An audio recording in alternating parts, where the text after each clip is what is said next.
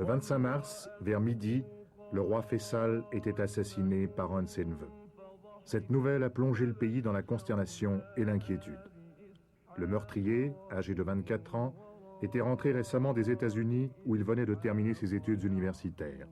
Il était connu pour ses idées farouchement pro-palestiniennes et l'on sait qu'il reprochait à son oncle son attitude trop modérée. Était-ce le mobile de son crime? Personne ne peut sérieusement répondre aujourd'hui. En Occident, la politique de Faisal était considérée comme un facteur de modération dans la poudrière du Moyen-Orient. À l'intérieur, il avait su assurer l'équilibre entre les provinces les plus importantes et les tribus les plus influentes. Son habileté politique lui avait permis de jouer les unes contre les autres les tendances progressistes et les forces les plus réactionnaires. Finalement, en fin tacticien, il a permis à son peuple de sauter du Moyen-Âge à la deuxième moitié du XXe siècle en préservant la monarchie absolue. Le jour de l'enterrement, dans le principal parc public de Riyad, des tentes ont été dressées pour recevoir les délégations étrangères. Les principaux chefs des États arabes sont venus saluer la dépouille de celui qui a été depuis la mort de Nasser l'un des principaux leaders du monde arabe. Anwar el-Sadat a été le premier chef d'État à atterrir à Riyad. Depuis 1972, le rapprochement de l'Égypte et de l'Arabie saoudite a profondément modifié l'échiquier du Moyen-Orient. C'est Faisal qui a poussé Sadat à renvoyer les conseillers militaires soviétiques. En contrepartie, l'Arabie saoudite a payé de nombreuses factures d'armement pour l'Égypte. Autre leader du monde arabe, Wari Boumedienne. On sait que les liens entre le président algérien et le roi Faisal se sont particulièrement affermis depuis la guerre d'octobre.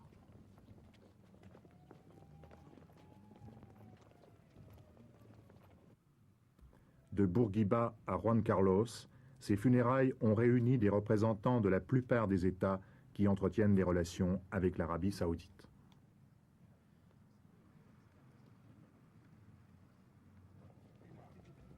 L'arrivée simultanée du président Assad de Syrie et du roi Hussein n'est pas passée inaperçue.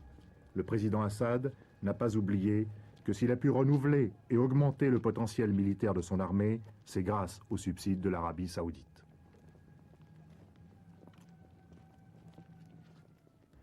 Yasser Arafat, qui avait rencontré Faisal quelques heures avant sa mort, paraissait très affligé. Rappelons que l'OLP, l'Organisation de libération de la Palestine, était principalement financée par Faisal. L'Afrique noire musulmane était aussi présente aux funérailles en la personne du président soudanais Numeri et du très célèbre chef d'État ougandais Idi Amin Dada. Plusieurs délégations ne sont pas parvenues à temps pour les funérailles. C'est le cas de la délégation des États-Unis dirigée par Nelson Rockefeller.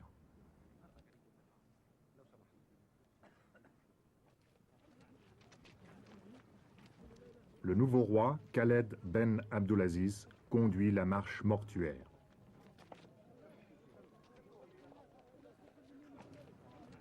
Les obsèques du roi Faisal se sont déroulées avec beaucoup de simplicité, dans un silence empreint d'un très grand respect pour celui qui était à la fois un chef spirituel et un chef d'État. Le corps du roi défunt était simplement enveloppé dans un de ces abayas de laine brune que le roi aimait à porter.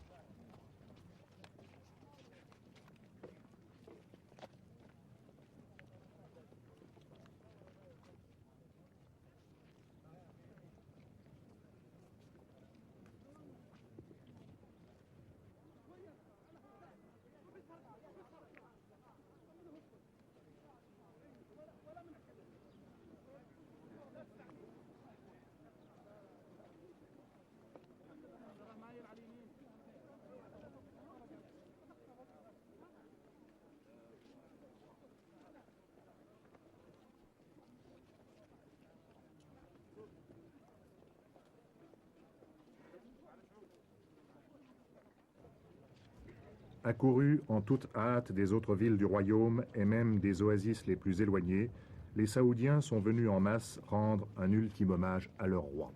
On a estimé à plus d'1 million le nombre de personnes qui ont suivi les obsèques. For all Saudis, I think King Faisal was more than a king. Le roi Faisal était plus qu'un simple monarque, il était le père de tous les Saoudiens. Pour moi, qui suis un membre de la nouvelle génération, il était même plus que monarque et père, il était pour nous un exemple stimulant de sagesse, de foi et de courage. Stimulation to us. He was a source of wisdom and of faith, of courage. A man who proved to us and to everybody. C'était un homme qui nous a prouvé, à nous comme aux autres, qu'il est possible d'accomplir de grandes choses en un laps de temps limité. He accomplished things that take generations to be accomplished. Au cours de ces 11 années de règne, il a réalisé une œuvre dont l'édification aurait normalement pris des générations. Young, educated people. And it was always one of his main interests to spread. Il faisait confiance aux jeunes intellectuels. L'instruction pour tous, telle était l'une de ses grandes préoccupations, ainsi que la formation des jeunes saoudiens pour leur apprendre à utiliser les moyens modernes leur permettant de développer l'Arabie saoudite. Comme vous pourrez le constater, bien des postes de responsabilité sont occupés dans notre pays par des jeunes. Le roi Faisal faisait confiance à la jeunesse et lui montrait qu'elle pouvait faire beaucoup pour le pays. Il nous a appris à rendre service à nos frères infortunés, à œuvrer en faveur de l'épanouissement de notre pays. Brothers. And he taught us how to be of service to them, how to develop our country. Et il était aussi le leader du monde arabe. Oui, certes, le leader de tous les Arabes. Il voulait unir non seulement son propre peuple, mais encore les Arabes de tous les pays, tous les musulmans, tous les croyants. C'était un homme qui avait une foi inébranlable en Dieu, en son pays, en son peuple, et en tous ceux qui croient en Dieu, ceux-là même qu'il voulait unir.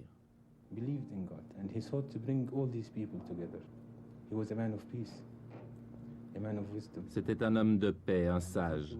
Il vivra dans nos mémoires non seulement pour ce qu'il a accompli lui-même, mais encore pour tout ce qui sera fait grâce à l'œuvre qu'il a réalisée.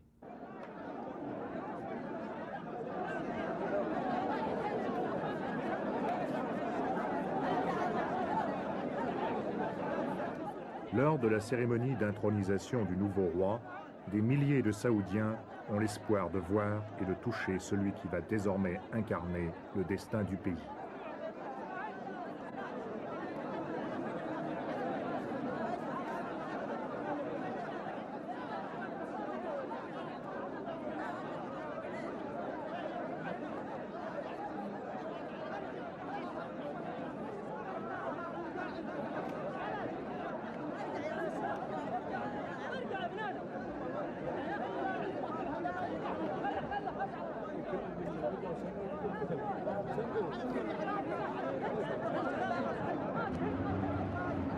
C'est au palais du gouverneur que les dignitaires du régime sont venus saluer le nouveau monarque.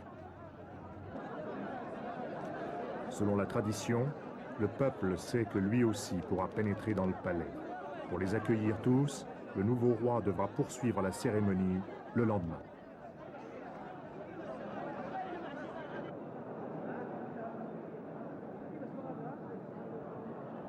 À l'intérieur du palais, outre la présence des représentants de la famille royale et des patriarches des plus importantes familles de commerçants du pays, on remarque les chefs de tribus de toutes les régions de l'Arabie. On rencontre même dans cette assemblée d'anciens guerriers qui ont combattu aux côtés d'Ibn Saoud, le père de Faisal, lors de la création du royaume. Et le nouveau roi, Khaled Abdulaziz, intronisé en toute simplicité, reçoit dans la bousculade les chefs de tribus qui viennent faire acte d'allégeance.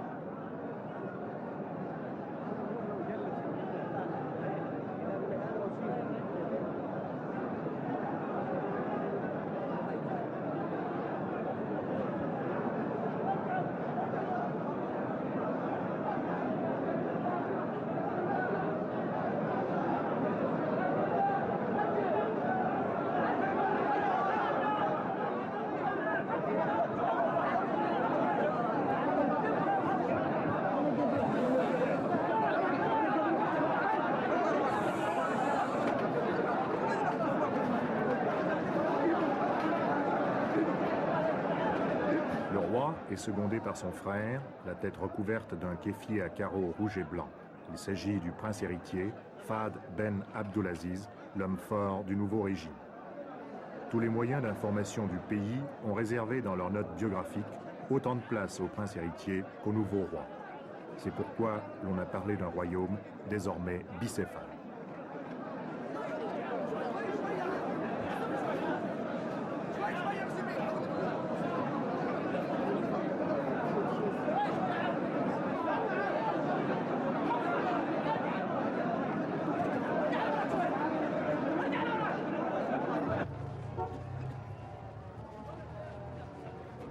Le nouveau roi et le prince héritier quittent le palais du gouverneur pour se rendre au palais royal, où ils doivent recevoir les condoléances des délégations étrangères.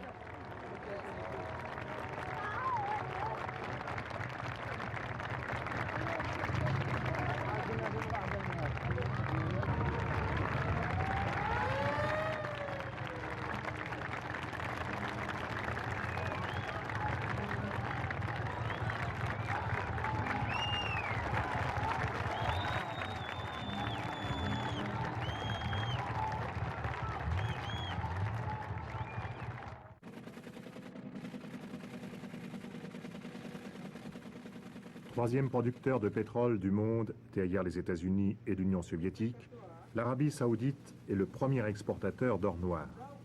L'année dernière, elle a enregistré des revenus s'élevant à 29 milliards de dollars. Et les 4/5 du pétrole saoudien passent par cette salle de distribution pour être stockés puis chargés sur tankers. L'Arabie saoudite détient encore un autre record, celui des plus grandes réserves de pétrole du monde, soit 1/4 des réserves de la planète. Cela représente une richesse fabuleuse pour ce royaume qui